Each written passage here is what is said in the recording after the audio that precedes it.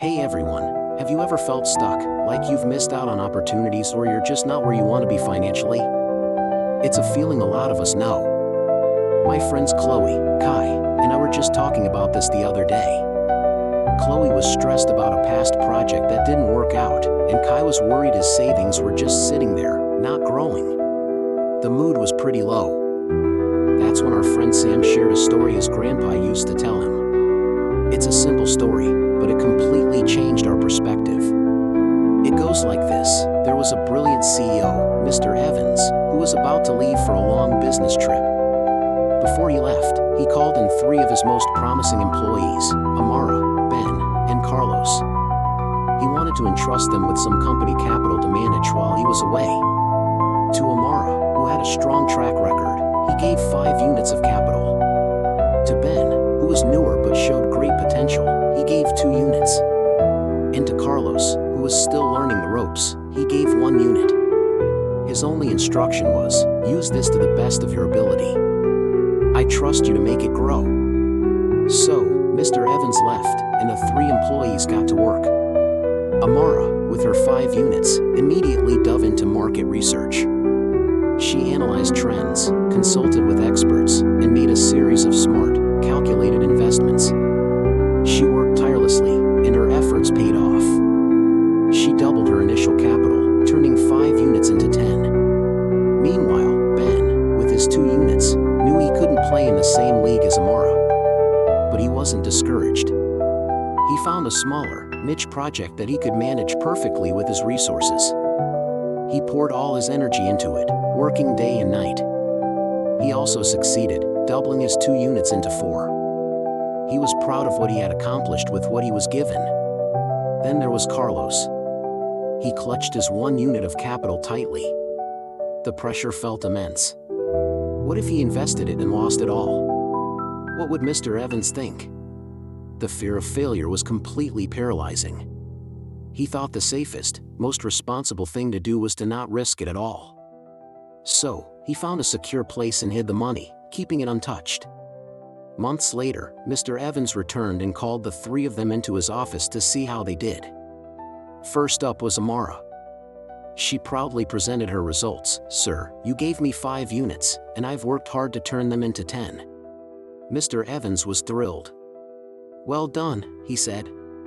You've proven you can be trusted with significant responsibility. I'm promoting you to oversee a much larger division. Next was Ben. He stepped forward and said, Sir, you entrusted me with 2 units, and I've managed to turn them into 4. Again, Mr. Evans smiled.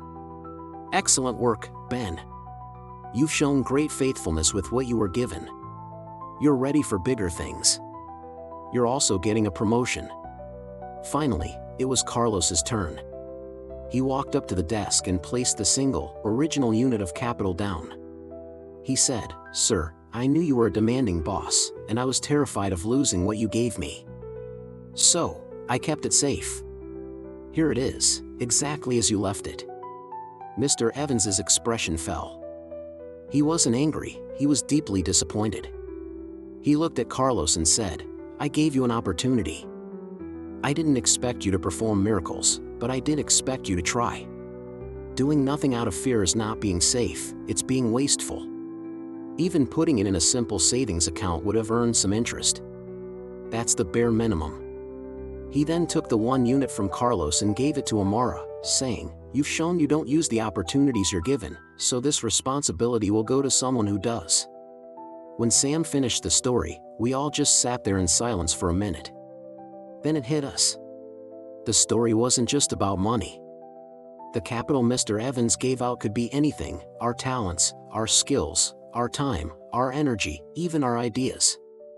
Amara and Ben used what they had, no matter how much or how little, and they were rewarded with more.